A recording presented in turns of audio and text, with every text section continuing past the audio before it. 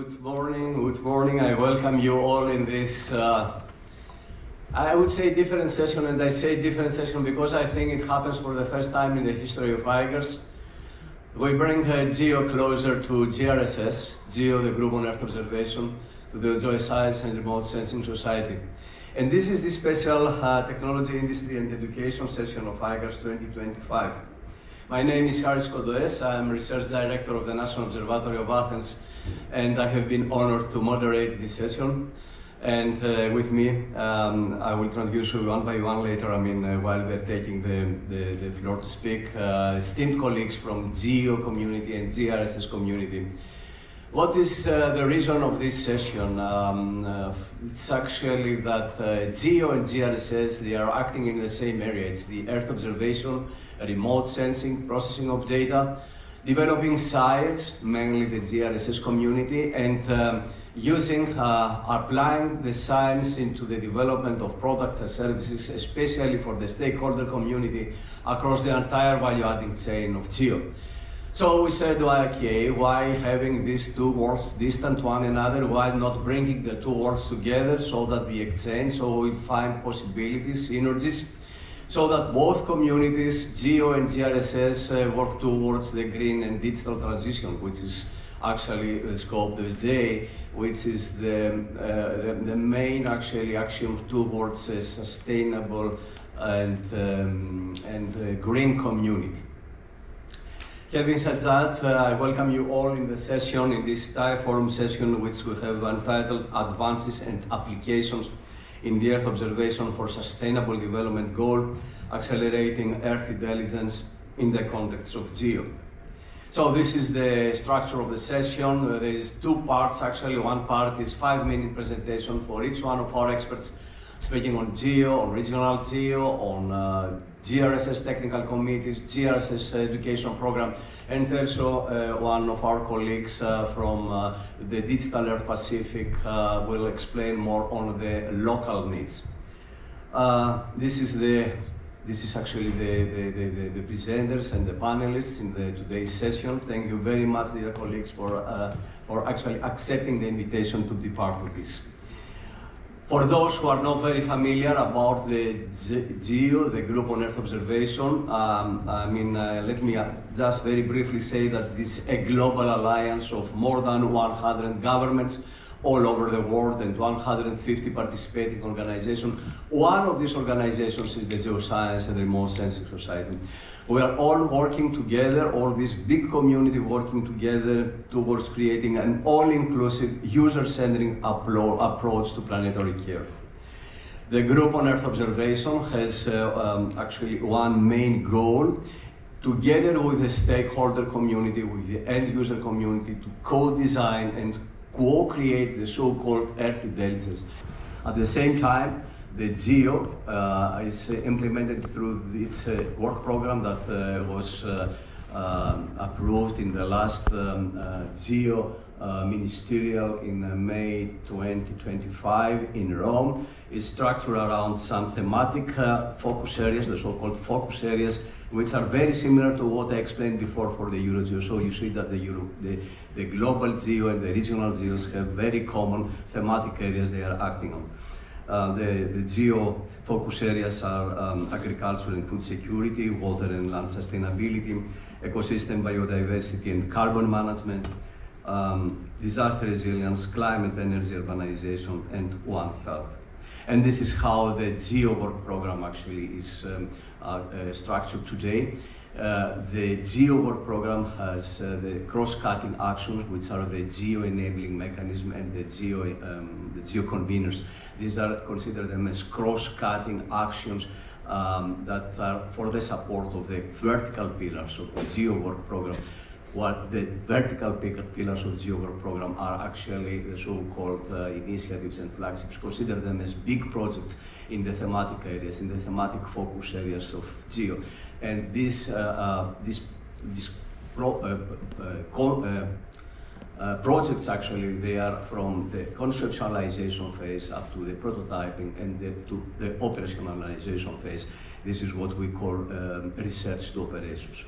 So this is my very brief short introduction about GEO and the session of today. And at this point, I'm inviting on to the stage Dr. Sahindra Singh from Pacific community to speak about the Digital Earth Pacific and the needs of the Pacific community in terms of Earth observation and Earth intelligence. Thank you. Thank you, Professor. Good morning, colleagues. So the point of my purpose is twofold. My presentation is twofold. The first one is to give a bit of a history about Digital Earth Pacific, how we started, what we have done so far, and where we're going in the future. And also to highlight the linkages that Digital Earth Pacific Initiative has with GEO over the years.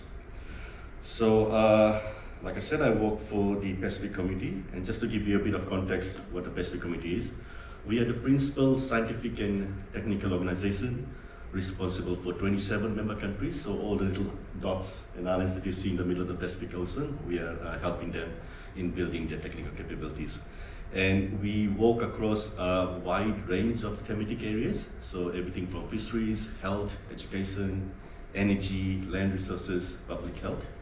My division in particular is called the Geosciences, Energy, Maritime Division, and within that we have the Earth and Oceans Observations Program, where we are building capabilities and capacity around remote sensing and GIS for the last 25 years. So that's it for SPC. So I'm really honored to be part of the inaugural GRSS and GEO panel because the initial seed, the inception of Digital Earth Pacific actually happened at the GEO Week ministerial meeting in 2019 in Canberra, where a couple of countries from the region got together, along with organizations like Geosciences Australia and CSIRO and SPC, and they said, hey, we want one-to-one parity with our more developed countries like EU and Australia when it comes to accessing Earth observation data and remote sensing technologies.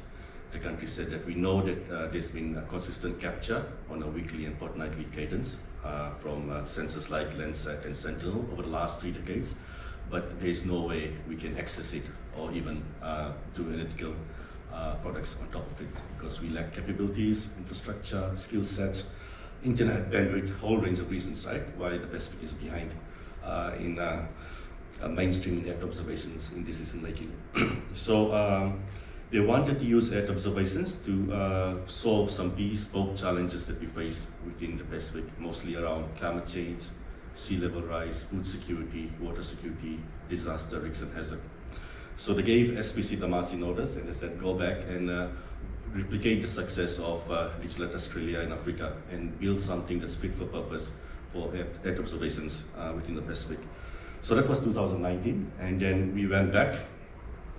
And unfortunately, that's when COVID happened, because our plan was to spend some time, even before we started building technologies and platforms and tools and products, we actually wanted to talk to our stakeholders, our countries, and get the requirements that they have and the needs that they have around Earth observations. So most of our engagement was done remotely, unfortunately, because of the lockdown, but we did talk to quite a few countries. And in September, we put out a needs assessment report where we basically had a wish list of products they want and the kind of decisions they want to make. And that's the report. It's still available on the website. And as you can see, most of the products are around resilience, around climate change, right? So sea level rise. So they were really interested in coastline change. They were really interested in mangroves, which is a natural protection when it comes to coastal erosion and sea level rise. They wanted to look at land cover change detection and a few other range of products. So now that we have the needs in place, we started working on building the infrastructure around Digital Earth Pacific. So we explored quite a few technologies back in the day, Open Data Cube, and initially we were using the Microsoft Planetary Computer, our own deployment, because that's when they launched it in 2001. But by the time the Digital Earth Pacific project formally launched in 2023, we had moved to our own infrastructure, which I'll talk about later. And for launch, we had 3 products. So the first one was about 3 decades of coastline change across every single island and atoll in the Pacific.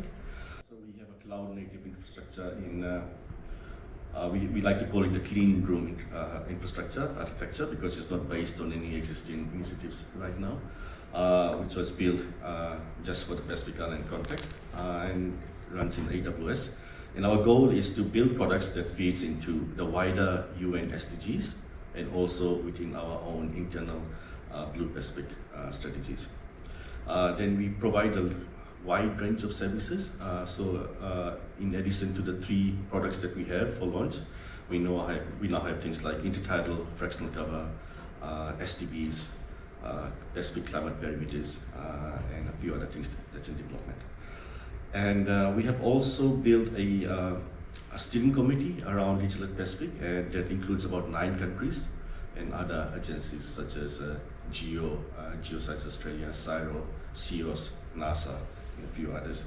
And we meet every quarter to guide the future direction of Digital Pacific going forward. So this is not something that we're doing in isolation. Since inception, Digital Pacific has been part of the GEO Work Program. So we do the annual reporting back to GEO about what the progress has been thus far.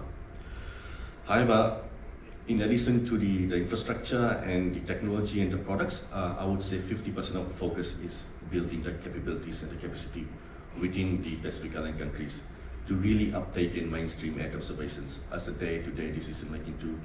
So we have done a lot of workshops in quite a few countries. There have been some positives and some negatives, and this is something we're still struggling with. We can talk about later in the panel. We have trained about over 300 people to engage with the environment. And we take a very strong element of co-creation. So these are not just workshops for workshop's sake. We're actually building or co-creating national products. So we have built and updated national land cover maps across 8 to 9 countries. We have done work around mangroves and blue carbon stock assessment. We have done work around invasive species. We have done work around minerals, resources, and mining detection. So these are all bespoke workshops that we co-design and co-create, specific for individual requirements in countries. And of course, like, we are really big in adopting AI. I think we're quite up to speed with that. So as you know, all our land cover maps are generated using ML and DL methodologies, where we go to countries and collect a lot of data points, come back, train a model, go back to the country and teach them how to do classification and prediction on their own. So they're not dependent on SPC to further update their land cover models going forward. We have derived a regional STP product up to 30 meters using millions of multi-beam survey data points that we have trained in an ML model, and then we're able to run that STP product at scale to see depths up to 30 meters across all islands and atolls. We have done a lot of work in invasive species, which is again a climate-induced problem in the Pacific when it comes to food security.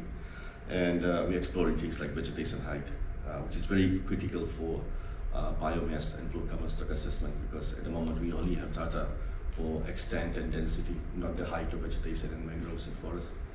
And of course, we have done a lot of work around detecting illegal mining and minerals. So coming back to GEO, like I said, we are very much involved with GEO.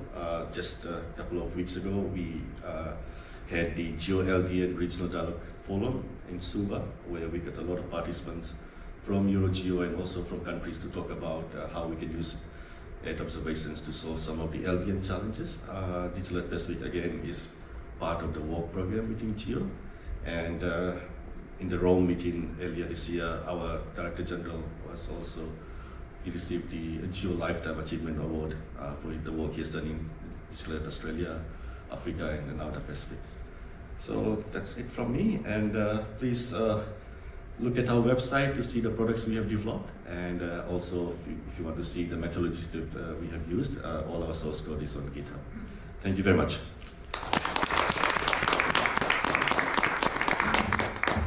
Thank you very much, Hahidra. I mean, it's very important to see how much activity is from the Digital Earth Pacific side in the area for the developing of applications, but at the same time, as I saw a lot of capacity building and training activities, I think there is a lot on GRSS that can be commented later on that. So the next presentation is given by Professor Megan Lewis, Professor in Environment Remote Sensing from the University of Adelaide and co-chair of the ASEAN Oceania GEO. Megan, please, the floor is yours. Thank you, Harris, for pulling the panel together and this terrific opportunity to highlight the connections between GRSS and GEO, and as the Australian co-chair of Asia-Oceania GEO, I guess I'm particularly pleased that we're giving a focus to Pacific activities in this. So I'll just give a brief overview of Asia-Oceania GEO so that you're understanding perhaps the context.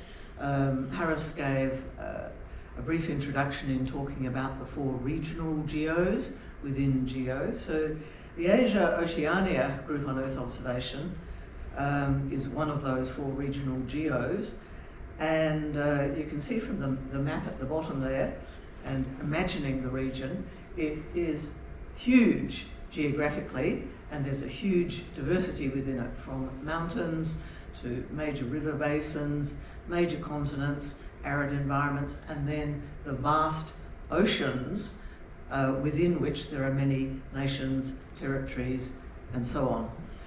In fact, this map is perhaps a little bit embarrassing because it doesn't go out into the Pacific as far as it should.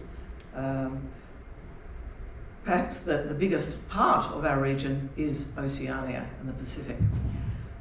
You'll also appreciate that the region is very culturally diverse, and within that region there's a huge range, perhaps the extremes, of socioeconomic development. There are 22 member countries within this GEO region. It's in fact the common challenges that people in the region face that we see as perhaps the motivator to bring us together. Climate change, natural disasters, land degradation, rising sea levels, changes to the oceans. These are common problems that countries in the region are facing. There are 4 countries that chair that coordination board: Australia, China, Japan, and Korea, and that's the context in which I'm here as the Australian co-chair of that coordination board. So AO-GEO conducts its activities through a couple of mechanisms. Perhaps the biggest one is task groups. There are quite a number, I think there are 8 there, task groups that are perhaps the main mechanism for engaging the regions and for translating GEO central programs into programs that are meaningful in the region. We love our acronyms, so I won't read all of these because you can see the titles and the acronyms there, but they're covering a very wide range of thematic areas: water, biodiversity, agriculture, oceans, environmental monitoring, disaster resilience, and so on. And you'll see from the logos and the acronyms on the right-hand side of the table how these are aligned with some of the GEO central flagships, initiatives, and enabling programs. And of course, as collector points within the regions, these task groups are quite often bringing together regional activities that perhaps aren't formally part of those GEO programs, but are playing a very valuable role in that regard. Underpinning the work through all of these task groups are things that have been called foundational tasks, but in fact I think they align with these enabling mechanisms, the GEO enabling mechanisms that Harris mentioned. These are really our fundamental underlying principles that permeate all of those activities. Open access and data sharing, making data openly available, and finding mechanisms for doing that that are accessible to a wide range of users, hence the rise in the interest of data cubes and the digital earths. and of course user engagement, communication and capacity building. In addition to those thematic task groups, AOGO also focuses on 3 priority areas: the Mekong River Basin, Pacific Island countries and territories, and the Himalayan region.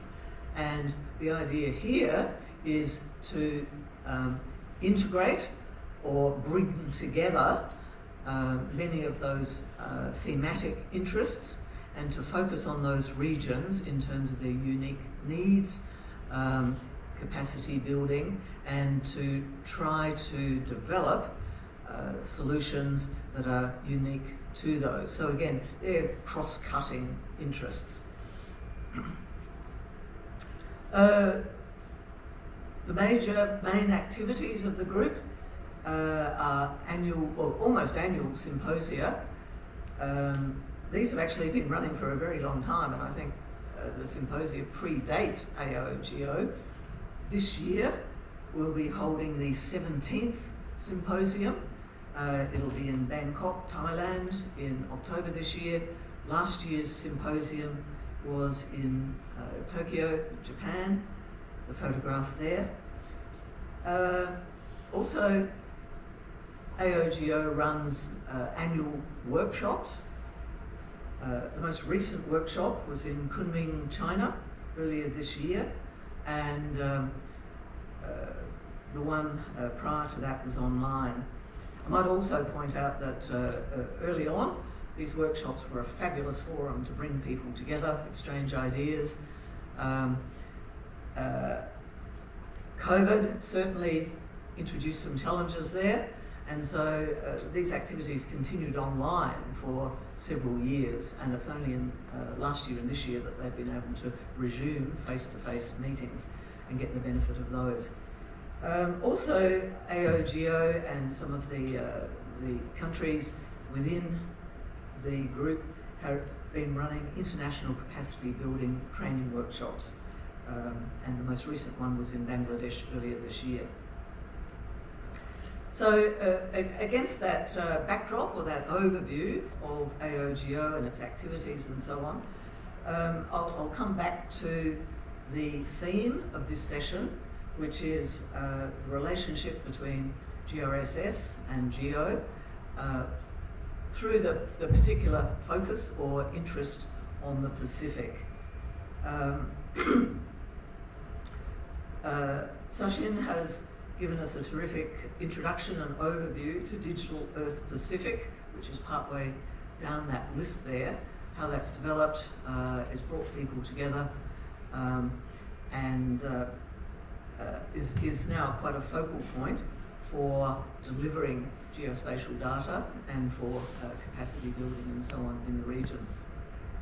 A very important initiative of the GEO Executive Committee between 2020 and 2024 was the Pacific Islands Advisory Group.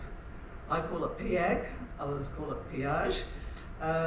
This committee, as I say, formed from the highest level of GEO, brought together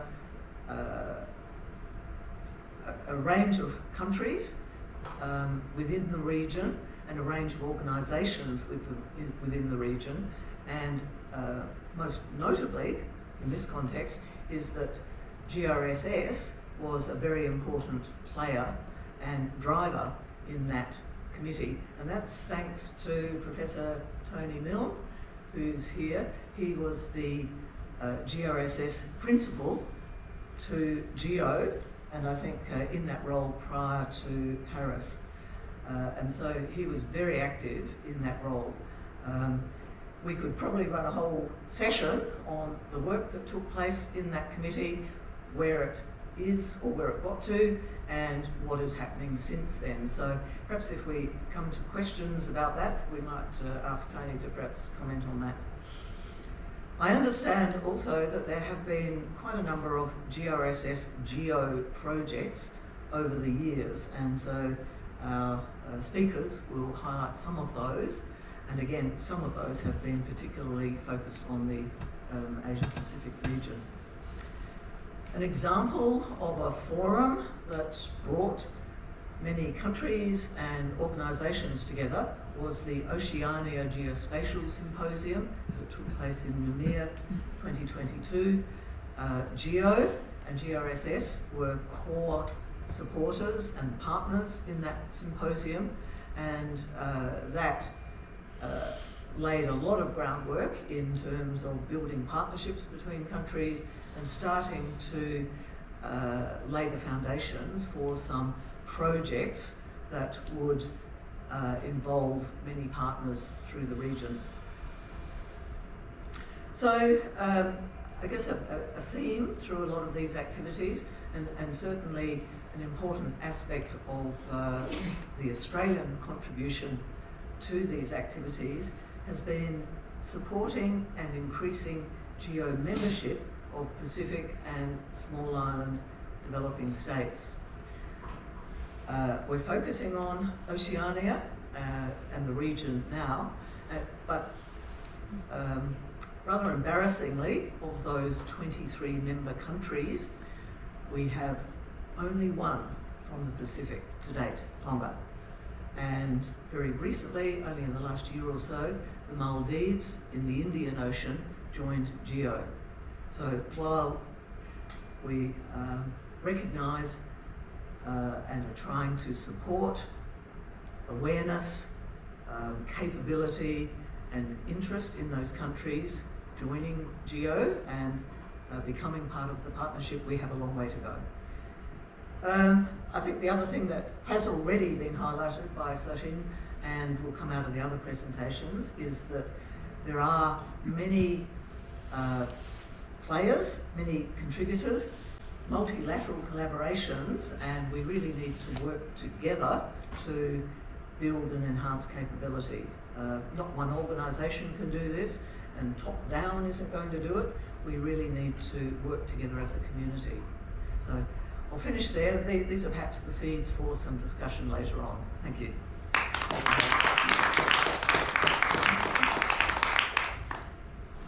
Thank you very much, Megan. Thank you very much indeed, and thank you also for reminding the excellent work done from Professor Anthony Milne in the past, what has been done in collaboration between GRSS and GEO. I'm sure we have to learn a lot from Anthony on that and continue the work that has been done, and it's going to do in the next years. Now, because you mentioned about the main principles of GEO, opening of data actually, and of course opening of data is very important for scientists of GRSS to use the data and provide insight out of the data.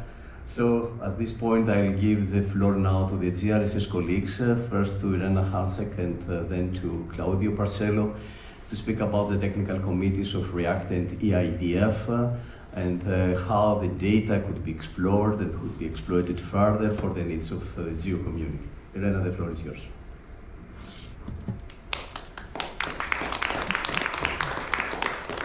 Okay, welcome. My name is Irena Heinzek. I'd just like to provide you a little bit an overview of how many technical committees we have at GRSS. So we have, in the moment, we have 9. These technical committees, the main idea behind is to bring people together in this geoscience, but also engineering community, also data science people, in order to come together, to connect to each other and to exchange. I think that's the main idea of our committees. And you see these committees are particular in different topics. So we have a committee about earth science, informatics, frequency allocation in remote sensing, geoscience standards in earth observation, but also what is important, spaceborne imaging spectroscopy, instrumentation and future technology, model in remote sensing, also a very important part. And what is very, very new now, we are also starting to work into quantum earth science and technology. Today here we are only 2 representatives of all of these committees. I'm the past chairs actually since 1st of July now for the remote sensing, environment analysis and climate technology. It is, we call it shortly because it has a very long name, short, it's REACT. And REACT has in principle, started in 2022. to work together with geoscientists all over the world. And the second will be then presented by image analysis and data fusion by Claudio. Okay, let me go to the next. Okay, so probably I like to give you a short overview what this community is about and how many people are behind. It's not me as said only, but we have several chairs. I was leading it and bringing it up because we thought in principle in GRSS what is still missing is a community or technical committee which is in principle bringing together the geoscience community, which is more application driven, so these are mainly people which are using data and trying to extract information content in terms of really real information, which means in terms of flooding information, not really developing algorithms, because there we have another technical committee, but he is really using this data and trying to extract information content that can be used easily for any kind of applications. As a next chair, it will be Adnan Siddiq, who will be really important, so he's leading it in a moment, and Subi Chakrabarti is in principle the chair-elect. As you see, there are a lot of faces behind, and I will explain in short what these faces are about. And you see already one topic which is called local focused area, because REACT is, as said already, has a long, broad name, and it's a very general name. And our main idea behind was really to focus on certain regions which are important in geoscience. Probably I'd just like also to mention here, we have also very strong connection to the young professional, because that's for us very important. And also we are very strongly connected so the cross connection between all the other technical committees. So what we are doing, we have local focus areas. These local focus areas are here in order to focus on certain regions of interest. And these are just, let me say, arbitrary names that you see in the moment. These were the ones where we had immediately response when we opened up our new technical committee. People were coming to us and saying, yes, I would like to work together in terms of agriculture and food security, for example. And then we built up in principle this group where people are working together and exchanging. We had also people coming to us working on flood and water security, risk in high mountain Asia, urban resilience is quite new, and what is also new is the forest and mangrove region. And one which was also from the beginning here and also led by Tony actually was the Pacific Islands, and the needs here to communicate and to build up information content in terms of sharing data, providing data resources, but also extracting, help then to bring capacity in terms of knowledge-based transformation to the people in order to teach them how to use data and how to transform this data into information content. So this was very important, and you see already here are the bullets, what these local focus areas are doing. The main idea is really here to gathering community in these specific domains of interest, to work together in a common region of interest, exchanging in terms of methods, because we are coming together in an interdisciplinary way where people are interdisciplinary. It means we have engineers, mathematicians, data scientists, and geoscientists which are working together. And what we also try to do with a focus really also on the SDGs and the climate issues that we have on a local scale. So the main idea behind these REACT technical committee actually is not a top-bottom approach, but really a bottom-up approach where we were approaching scientists which are interested in certain region, but also the people which are locally working in a specific community and they would like to improve their local issue. Could be related to flooding, could be related to deforestation, or can be related to any kind of hazards, and therefore we are really trying to engage these people to work together and to find common solutions. Yes, I think that's it's even written, the last bullet is an interdisciplinary and multicultural approach that we try to focus here. Probably just to go a little bit further, what we are doing within these kind of local focused areas. So we are, for example, what we're doing overarching in React, we are engaging people in terms of trying to connect them with projects. So one project is the EO for SDG mini project and photo contest. Here for the EO, for the mini project, people can submit a 3-pager of what they are working on. Can be scientists, can be graduate or undergraduate students which are submitting in principle a proposal to us. We are evaluating them and we are bringing them together in a webinar where they can present in principle their results and their issue they have locally in order then to be also able to look more not only on this local perspective but also on the wider scale to try to make a transformation from local scale issue and see how we can transform them into global issues and help or find solutions globally. What we also do is a photo contest here. They are presenting, so any kind of students, it's more a student project too, where students presenting their highlight of the research they are doing, and also this one is normally evaluating. We had already now the third version of it, and we have quite a lot of people which are from all over the regions which are engaging here and coming together and submitting their proposals. We just had a webinar about it, and you can see it on the YouTube channel of GRSS, where we are recording normally these webinars, and you can have a look what kind of examples this time we had. So we had always, in principle, we are displaying the winners of the first, second, and third place. What we're also doing, we're doing workshops. Very closely, it has been already shown also from Geoscience, Geo perspective, they're also doing workshops. We're doing also workshops more related really topic-wise. This is, for example, a workshop which is now connected also to, we try to connect also an African country, is mainly has been built up with US and European perspective, but now we are widening it up, and it's called Mami Water. Related to any kind of aspects of hydrology, floodings, and so on. And we will have also a 2-day course where we teach people to come to us in certain respectives. So we have in microwave, but also SAR. You see here GNSS, but also let me say other sensors that we are using in order to detect and also to monitor regions. And then afterwards we had this 2-day workshop which will take place now in Europe, but we have a kind of online connection with people from Nigeria, where in principle the African continent are gathering together, so the people from different regions in Africa, they will be in Nigeria and they will be connected online to this workshop too.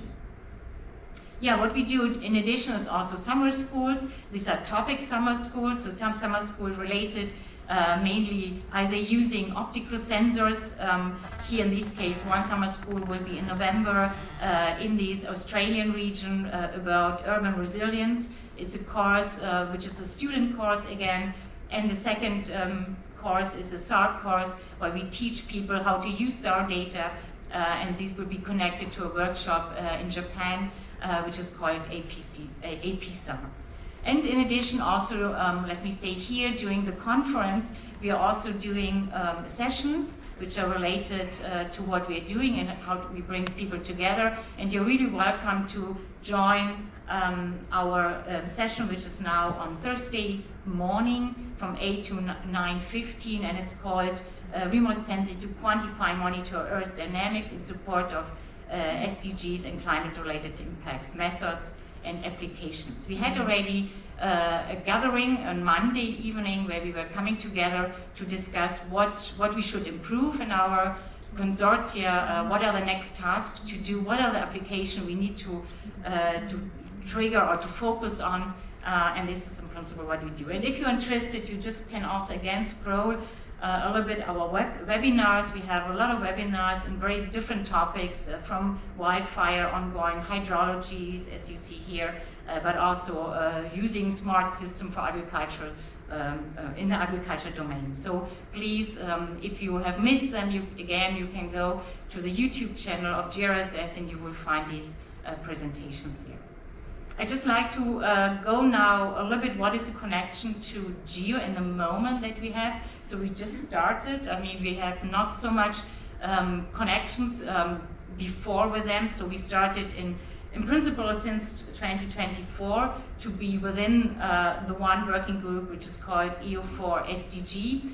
And we are a kind of member and participating in this consortium in order to learn what we can do and what also other regions in these EU4 SDG are doing. So that's very important for us to be a member in this committee. Probably a little bit what are the different focus areas and doing a little bit more specifically. So I have two examples only. The one is in risk in high mountain Asia. We just had a workshop here where we were bringing people together from India, Pakistan, Nepal, Bhutan and Bangladesh.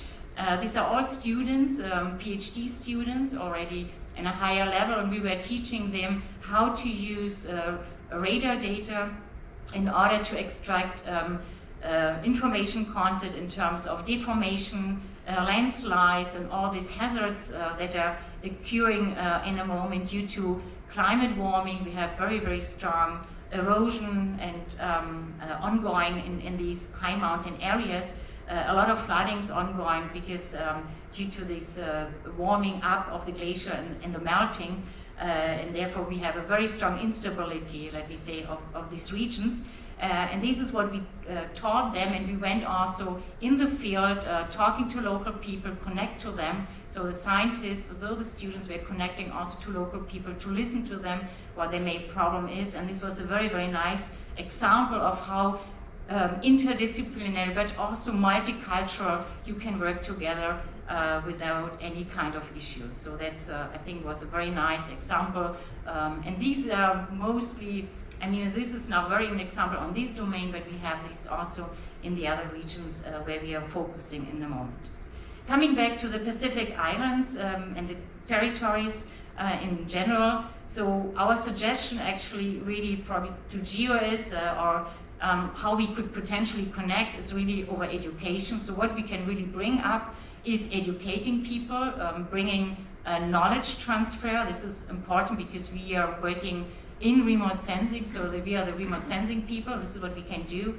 We can build up workshops, as we have seen it just now, in principle raising awareness what remote sensing can do, because sometimes people do not know what remote sensing can really do.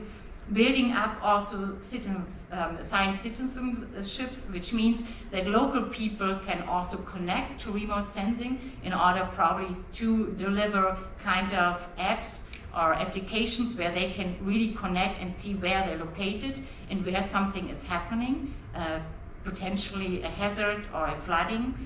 This is what we can try to contribute. Help to develop remote sensing tools. This is something that we can also try to do in order to monitor any kind of climate effects and any kind of capacity building, right? This is something that GRSS is very good in it and has its capacity with all this expertise in order to interchange. I think that's in principle my last comment, what in principle GRSS in our respect we can do. Thanks. Thank you. Thank you very much. Thank you very much, Professor Irena Hansen from the Ohio University. I mean, thank you indeed, Irena, for reminding us all of this outstanding work that is done by the REACT Technical Committee. You said about the data, the exploitation of data, the creation of new knowledge out of the data, but because today we are in the era of the big data and extreme data, I think I have to invite to the stage, to the podium, sorry, Claudio from the Image Analysis and Data Fusion Technical Committee of GRSS. Thank you very much, Harris, for organizing this event and also for inviting me. So here I represent IADF. It's one of the technical committee, and it's about image analysis and data fusion, IADF. I am the chair of this committee. I have the pleasure to lead this nice team that is developing a lot of activities. Besides that, I also want to mention my organization. I work at the University of Twente, and particularly at the Faculty of Geoinformation Science and Earth Observation, ITC. I mention this because my faculty still has a special role in the university because it has a special mission on capacity building, and because of this we are also very active with training activity in the Global South, and we feel very much connected to our discussion today, and we focus a lot on the Sustainable Development Goals. So that's also something I would like to acknowledge. But here I will now talk a little bit more about what we do in IADF. Let me see how this works.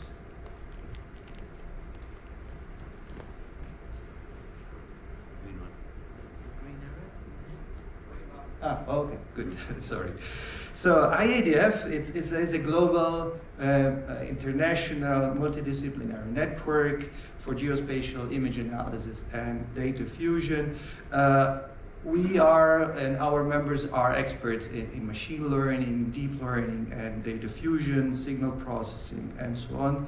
Our mission, our goal is to provide resources to connect people, to also educate people and promote best practices in image analysis and data fusion. Here we see some pictures from events that we organized in the past years. And I will tell you a little bit more about the events and activity that we organized. So one of the flagship activities is the Data Fusion Contest. That is organized since 2006, so we reached now this 19th edition of this contest, which promotes developments, methodological developments in image analysis and data fusion. We also have a newsletter for all our members, so to keep them updated about all our activities and so on. We also organize a school, the IADF school. We have now reached the 4th edition of this school, which is on computer vision for Earth observation. So again, it's a technical committee. We are covering topics related to computer vision, machine learning, and their application to Earth observation. We are also active in workshops and special issues, and one of the flagship also workshops is Earth Vision, which is an event organized at CVPR, so Computer Vision and Pattern Recognition Conference. So it's one of the top conferences in computer vision. And another activity is we host the EOD, the Earth Observation Database. It's a very interesting activity. It's a website that allows to explore all open Earth observation benchmark datasets, and allow people also to search for data sets so they can find work, a data set that can be used for developing methodology and developing applications as well. We are an international committee, so we have more than 1,000 people, members of our committee. They are coming from all over the world, so we are really international in that sense. And we are also active on social media, where we can indeed give visibility to all our activities. These are the leaders, let's say, so the chair and the 2 co-chairs. And we recently have changed the leadership. Every 2 years we have a new election. So now we changed a little bit the strategy, so we don't elect the chair, we elect the chair-elect that remains for 2 years and learns how things work within the TC, and then become the chair in the next term. But I think what is more interesting is the activity that is carried out within the different working groups. We have 3 working groups. One is on machine learning and image analysis that foster advancements methodological level in machine learning and deep learning. We have a working group on image and signal processing that is about processing, pre-processing activities, denoising, punch sharpening, super resolution, despeckling, so all sorts of processing, pre-processing activities. And we recently also introduced a working group on benchmarking, which we recognize as particularly important for our community to have large data sets that can support methodological developments. So that's also extremely important for our community. I will tell you a little bit more about, as I said, one of our flagship activity, which is the data fusion contest. Here you see a little bit about the history. So every year we have a different topic, a different data set that we use, typically multi-source, multi-model, remote sensing data. We challenge our members and the whole scientific community with difficult tasks in image analysis and data fusion. And so we have always different topic, and in the last years we try to get closer and closer to real applications, real problems in earth science and societal problems. So this year contest was actually about land cover and building damage mapping. I think it's also a relevant topic because especially the second track was about building damage mapping, and we provided to the participants a multimodal data set including optical and SAR images. And this year I think it was particularly challenging because we provide an optical image for the pre-disaster and a SAR image for the post-disaster. So participants had to basically develop methodology that need to deal with this cross-modality and have accurate prediction on mapping the building damages. Yes, so we had a special session on Monday on this, where the winners of this contest have presented their strategies. We also have a school. It's called the IADF school that, of course, cover all topics related to image analysis and data fusion with a strong focus on computer vision, and is held every year in Italy, in nice city of Benevento. And for September we already have a nice lineup of speakers, and with an interesting set of topics that go from machine learning, self-supervised, learning, super resolution, but now we have also quantum machine learning for Earth observation, and many other interesting topics. We have already 60 students that have been selected, will participate to the school. They are very international, so it's really an international school, and we also want to thank IEEE for providing travel grants for students to participate to this school. We also have workshops, several workshops organized at different computer vision conferences, and a little bit more about Earth vision, which is one of our long-standing activities in collaboration with the CVPR. As I mentioned before, maybe this is an activity that is potentially very relevant in the discussion today, is that we have this website. It's called the Earth Observation Database, and where we collect all open source, all open benchmark in Earth observation. And now we have introduced new functionalities, so users can just search for data sets according to the geographical location of the data, but also depending on the task. So it's in a way contributing to more the modelers community, so that they can find data set where they can work on developing new techniques. But I think it's relevant also for several applications. It's contributed by the community, so if you have a new data set, you can also make a new entry in this platform, so then we can have it always as comprehensive as possible. And I think that's all.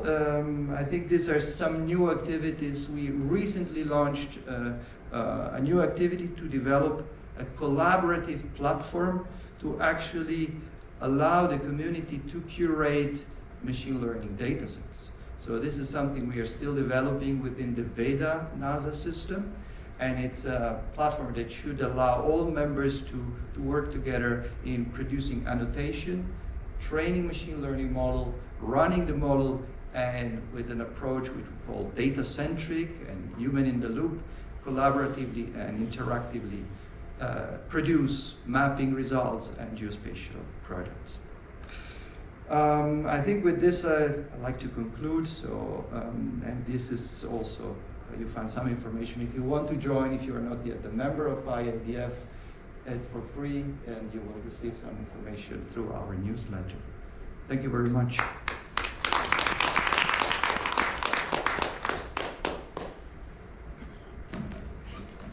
Thank you, Professor Claudio Bercello. And I think now it's the time to switch back to GEO to see to the extent the excellence, tools, skills developed by the technical committees of GRSS are useful for GEO enabling mechanism. I invite to the podium Professor Yig Fang Bang to leading the AI for EO enabling mechanism of GEO. Yig Fang, the floor is yours. Thank you very much, Harris, for the introduction, and thanks to Megan and Harris for bringing together the two communities. Today I'm wearing several hats, but most important one is I'm the lead of the new group on Earth observations AI for EO cross-cutting enabler or working group.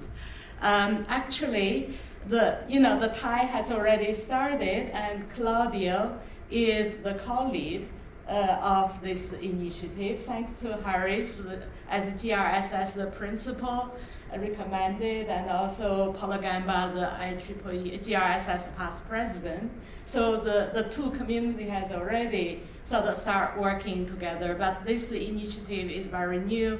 I will give you a brief introduction on what our aims are and what we're doing. Okay, as you all know, our planet facing multiple crises, from melting sea ice to collapse of glacier and loss of biodiversity, and from drought, wildfires, flooding, heat waves. So there are multiple challenges we need to address, and we have since 1972, many Earth observation satellites have been launched, collecting huge amount of data. We are in the era of Earth observation big data, and how to analyze this multimodal like SAR, optical, hyperspectral, LiDAR, variety type of data, and with long, dense time series and huge volume of data, and to dig through that, looking for actionable intelligence, AI can play a very important role, as it's already recognized by the Nobel Prize, last year, and there are many possibilities using AI to accelerate Earth intelligence for all. That's the GEO post-2025 strategy, as Harris already talked about. So I listed a bunch of what AI can do, how to bring the advanced methodologies from the machine learning community to apply to Earth observation. It can help to automate image processing, analysis, classification, change detection. Can help with long, dense time series processing, such as transformer-based, Mumbai-based approaches, and also better deal with multimodal data application. I miss your data fusion contest, how to deal with SAR, optical pre-post. I assume that your vendor used AI as well. Definitely the goal is really to accelerate actionable intelligence or actionable solutions for a variety of applications in agriculture, biodiversity, air pollution, disaster management. So there are many possible applications. In the GEO Earth Intelligence for All strategy, the AI was specifically highlighted together with machine learning, digital twins, and cloud computing. These are all interconnected in order to provide Earth Intelligence for All. So under this, that we started this new working group. Actually, GEO started a discussion with me already in late 2023 when this post-2025 strategy was announced, and we had a long discussion trying to focus, what AI for EO can do within the GEO community. The idea is to bring together a group of AI experts and promote cross-community collaboration and basically to improve AI-driven Earth observation solutions to support GEO's Earth Intelligence for All. So we have a number of specific sub-objectives, promote cross-disciplinary, cross-community collaborations, support capacity building. These are all very much aligned already with GRSS's work, facilitate knowledge exchange, develop and disseminate cross-cutting AI tools and resources, and enhance data-driven decision-making and policy support. So within that, we actually started working, to form different subgroups. And we don't want to reinvent views. For example, the IIDF, led by Claudio, they already started with a database, the EO database benchmarking. We can leverage that instead of collecting everything from scratch, and also methods, tools that are developed through the group, focus on image processing and computer vision that can be very much beneficial for the GEO community as well. So Claudio is actually leading the first subgroup on data sets, tools, and use cases, and application examples. Then we have another subgroup on workshops, webinars, training initiatives led by Valerio at the ESA PhyLab, and also my colleague Andrea. And then we have another subgroup on law, policy, AI governance, how to use AI responsibly. We have colleague Torsten, he's in the think tank called Pepper Institute, and Thomas is with a university, he's in law professor in the university in the US. Then we also want to develop policy briefs and white papers, and what is the role of AI for EO for different applications. So if you're interested in joining us, you can use the scan the QR code and join. So I'll just quickly mention what is our work plan.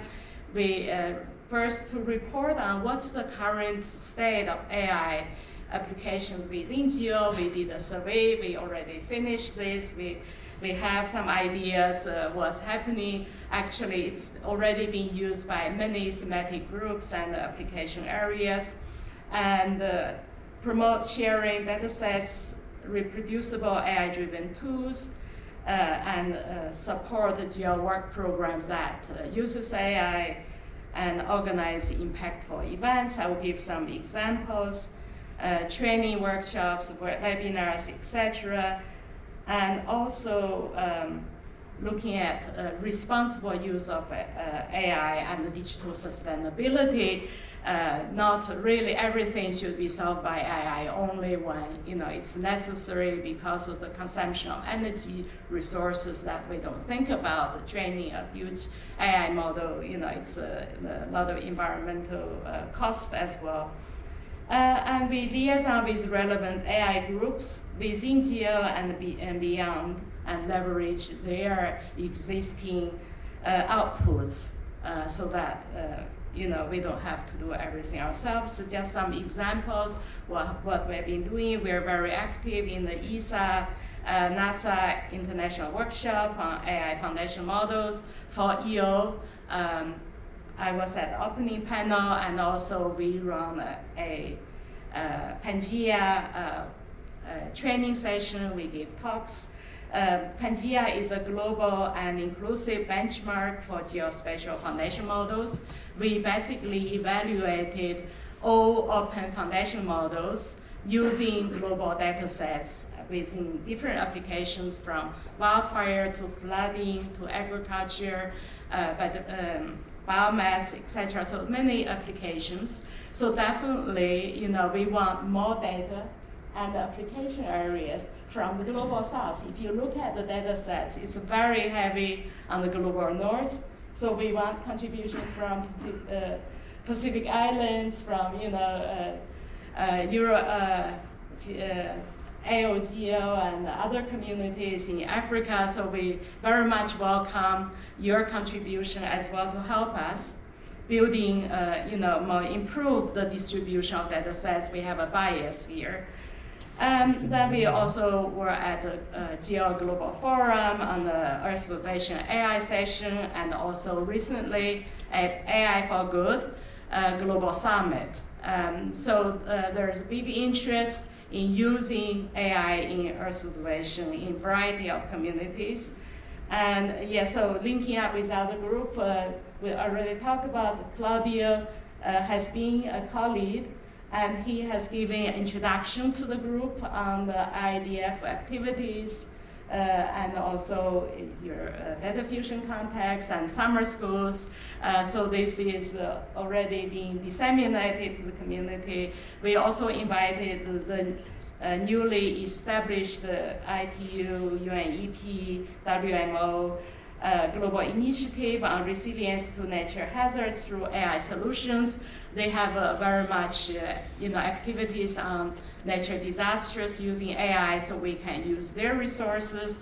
And within GEO, we also work with the Data and Knowledge Working Group. They have a subgroup on AI governance policy, so we leverage their expertise. So there's a webinar on this, and it's also being recorded. If you're interested, you can actually look into those as well.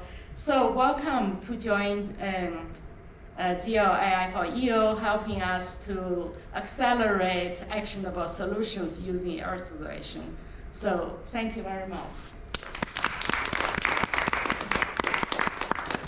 Thank you very much, Yifan. Thank you also for reminding me how much innovation existing in GRSS. You mentioned the foundation models, and I know that many traditional Earth observation scientists in IGEO still not using that technology yet. But anyway, because all of you mentioned about capacity building, I would like now to invite Alexia Tsouni from the National Technical University of Athens, and to speak about the GEO-Cradle enabling mechanism. Alexia, the floor is yours. Thank you so much. Thank you all. Thanks for the organization of this interesting panel. Already, the speakers already gave a good interview. I will just briefly highlight the connection of GEO and GRSS also through the GEO-Cradle enabling mechanism. You can see here that GRSS is a GEO participating organization, presenting also in the program board, as it said. And what does this mean? It doesn't need to have any contribution obligatory financially, but you can also contribute in kind. So these are the principles and the alternate, and you can see the relationship currently. Actually, it's a win-win cooperation. So it's two ways. On the one hand, GEO helps in the core scientific activities of GRSS, like publications, workshops, conferences, and all the programmatic aspects. And on the other hand, the GRSS community, which is interdisciplinary and internationally actually focuses and has the same objectives, a lot of common objectives with GEO, like the intelligence, artificial intelligence, but also other kinds of intelligence, like indigenous intelligence, like uptake of Earth observation, prototyping of research to operation activities, and these examples we had already, REACT and IADF, the contribution in practice, very practical examples, and through the enabling mechanisms like GeoCradle and artificial intelligence for Earth observation, but also like flagships and like pilots, mature flagships now in the new program, the post-2025 program. So we are also exploiting funding opportunities in order to go further, because all this activity in GEO, it's a voluntary contribution. And now let's give a short overview of GeoCradle. It started back in 2016 as a project. It was a European funded Horizon project. It was after the end of the successful implementation of the program. It was upgraded as a community activity first, and then as a GEO initiative. This was in 2018, and finally now it has become an enabling mechanism in the GEO post-2025 program. And also it has been expanded geographically. It was first started in Europe and in Middle East and in North Africa. Then it was expanded first to the Black Sea and also to the Sub-Saharan Africa and in the Pacific Asia that we are now focusing today. So these are new areas for us. That's why it's very important for us to have the local input and the feedback and all the knowledge and expertise that we have been sharing and we have been learning today. In terms of thematic areas, we had 4 pilots in the beginning, 4 thematic areas where we really provided and developed operational services, climate change, food security, water extremes management, raw materials and energy, green energy. It was our focus. Now we have been also interested in areas like disaster resilience in general and also One Health, so epidemics, these kind of things. And we are all focusing the Copernicus uptake for operational maturity. In this direction, we have developed a novel methodology for maturity assessment. As a prototype, you can see this template, that we have been applying this in different countries, and we have assessed like this the needs and the capacities at the same time of each area, so that we know what actions we need to take, what activities we need to implement. And we even developed a roadmap for the implementation of GEO. You can see here a wide range of stakeholders that they have been benefiting from GeoCradle in different domains, from public to private sector, to cooperatives, to academia, and relevant big programs and projects that have been involved gradually. Then we have already developed activities, regional coordination, liaison activities in the areas. You see here some photos and also some conferences that we have been organizing, including previous year IGARSS. And these are the new communities that are now engaged in the new project, in the new program, starting with IEEE GRSS, that gives the scientific background, the Indigenous Alliance of GEO, HOT, especially in Africa and the Pacific. And you see the 2 Digital Earth, Pacific and Africa, that now they're deeply engaged, as well as the private sector, with companies like Ask, Edge, and Health Sites. Here you see the leadership of GeoCradle, and finally the funding opportunities, where we really look into more practical ways to have some financial assistance. This is my last slide. The next one I give it to you, Carlos. So these are the objectives of the GeoCradle, and you can see here in yellow how much it's relevant with the GRSS. objectives, and where we do really have now a close cooperation in order to identify the communities and the practitioners, to develop training material and to develop an educational program. So I can finish now and give it to Claudio. Thank you.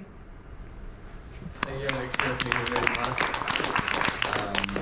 And now, I know we are 5 minutes behind schedule. I would like to invite Carlos Lopez from the education portfolio of GRSS. Carlos, the floor is yours. Thank you, Harris, for this nice invitation to present here what we are doing at the education portfolio. I'm the director of education of GRSS, but behind me there is a huge team of people making possible all the capacity building activities we are supporting at the education portfolio. So our basic idea is, as indicated here, what we want to do is to foster the knowledge in geoscience and remote sensing, promoting different activities at all levels, from high school to advanced users. So we want to promote all type of activities that provide this technical knowledge in the use of geoscience and remote sensing data. I will go just through the different type of activities because at the end is the most important thing we do at the portfolio. We promote student grant challenges where we confront the students to solve complex engineering problems with the support of experts. So the teams, the different teams, they develop the solutions with the support of the experts. We have already 5 challenges. We are preparing the 6th, and as you can see, they are dealing with different aspects of remote sensing, from the design and the construction of devices, of remote sensing sensors, to the application of the data to different applications. One of our main activities is the support and the funding of training school or training activities. Here I want just to show the different activities, the different schools we are promoting in this year. So you can see that all the schools deal with all possible aspects of remote sensing, and they are held in all over the world. The advantage is that our portfolio provides support and, the most important thing, the funding that make possible these schools. We provide funding up to $20,000 per school.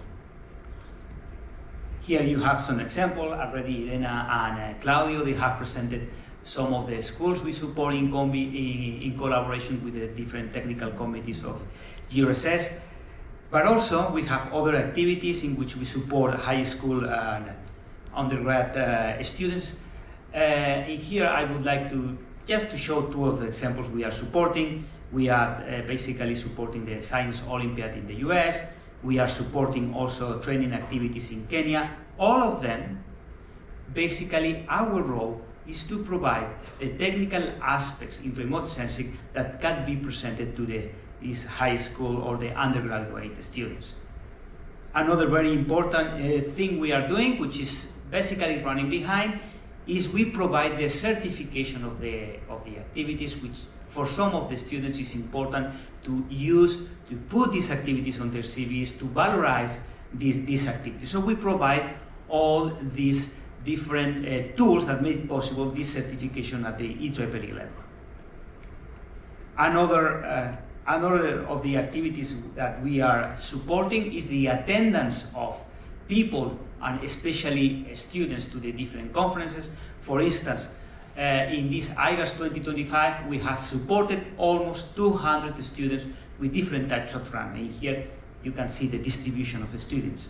Also, we provide support for the attendance to students to other conferences supported by GRSS, and also travel grants for students to attend the different schools. So what we want is to lower the barriers for the students to attend the different activities that we are contributing to. Finally, just to show some of the educational activities we are doing, from our point of view, our activities need to go beyond the in-person activities, so we are proposing for next year to development of an e-learning platform, basically a platform where we can have in a centralized way, in an ordered way, all the different activities that, the material of all the activities we are doing. In the schools, the student and challenges, all the activities, we want to put the material available to everyone. And finally, we have also, in combination with Harris, we have proposed to start an active funding of training activities in collaboration between GRSS and GEO, especially for the Pacific Islands. And with this is my presentation. Thank you, Carlos. Thank you, Professor Carlos. Okay, at this point, okay, we had scheduled, of course, to have a QA part of the session, but finally times pass faster than we think. But before we close, since we are honored by the attendance of Professor Anthony Milner, I mean, a person that has a long transition in as GRSS principal in GEO and has got a lot into that, linking the two worlds, organizations, making them being closer and collaborating. Dear Tony, I would like to invite you to the podium to make a closing remark and give us, I mean, your advice on how to proceed from this point. And thank you.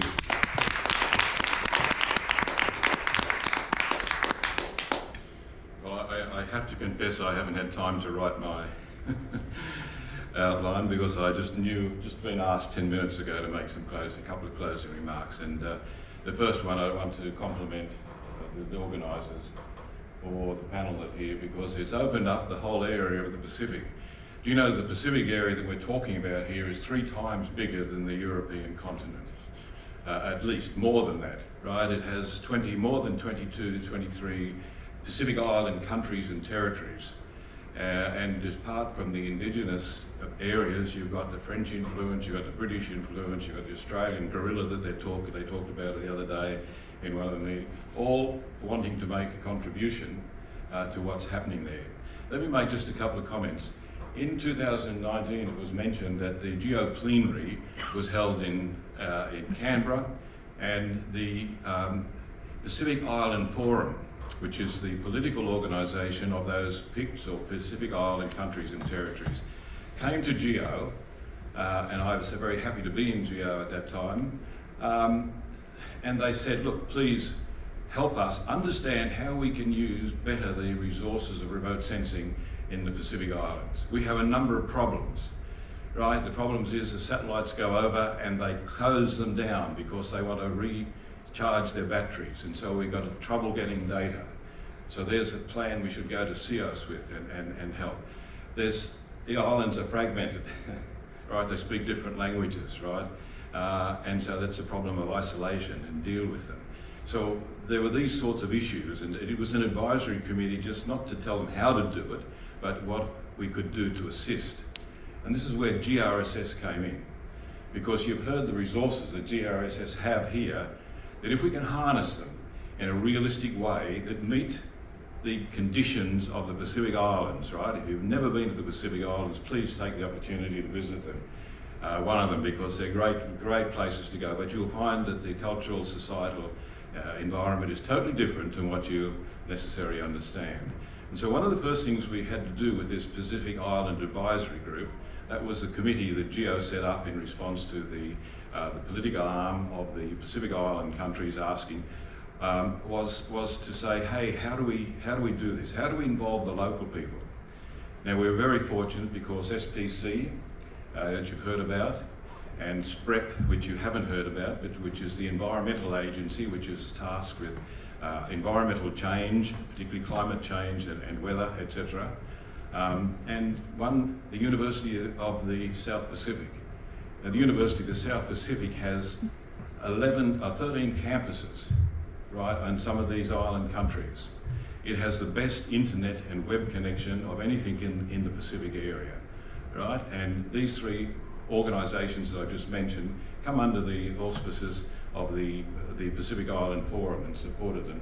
And it was thanks to SPC, thanks to SPREP, and thanks to the University of the Philippines, the University of the South Pacific, that we were able to begin to understand what some of these needs are.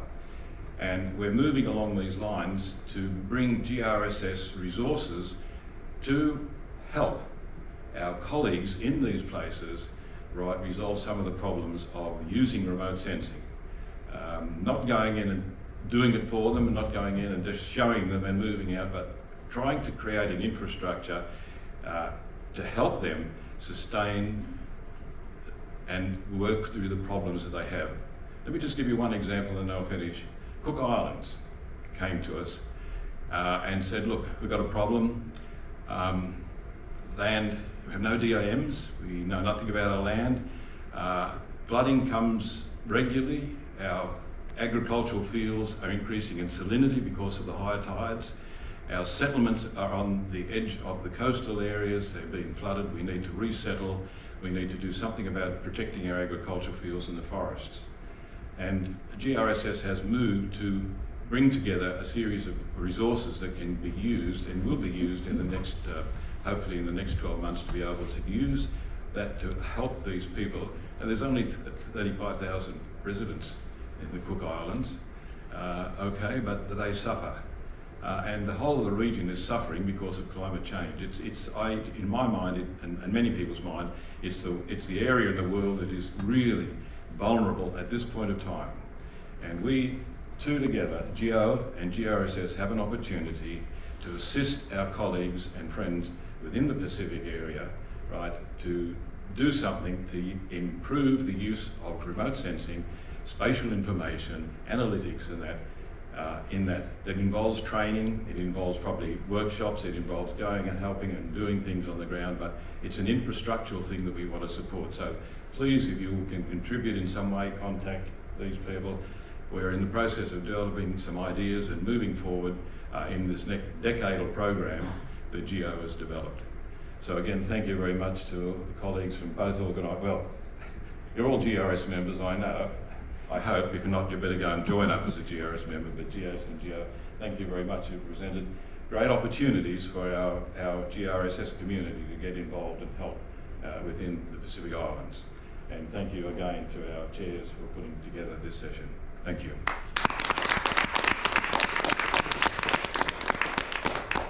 Okay, thank you very much, thank you, Tony. It's the closure of the session. Dear colleagues, I thank you very much. Thank you for the nice visits. Thank you for your attendance. And I have a dream. Next IGARSS to have a contributing session, all of us. Okay, so speaking more technically to our GRSS people, to the attendees of IGARSS. So thank you once again. Thank you for your attendance, and see you next year.